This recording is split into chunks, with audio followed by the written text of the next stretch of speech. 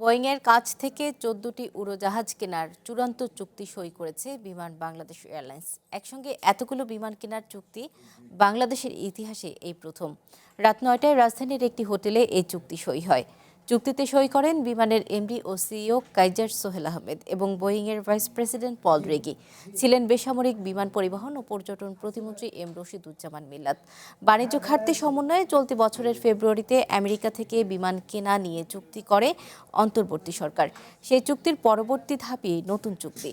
চুক্তি অনুযায়ী ৮টি বোয়িং 787-10 ড্রিমলাইনার, ২টি 787-লাইন ড্রিমলাইনার এবং ৪টি বোয়িং 783-8 ম্যাক্স যুক্ত হচ্ছে বিমানের বহরে। অন্তত $৩৭০ কোটি এই বিনিয়োগ দেশের বিমান খাতে অন্যতম বড় ক্রয় চুক্তি।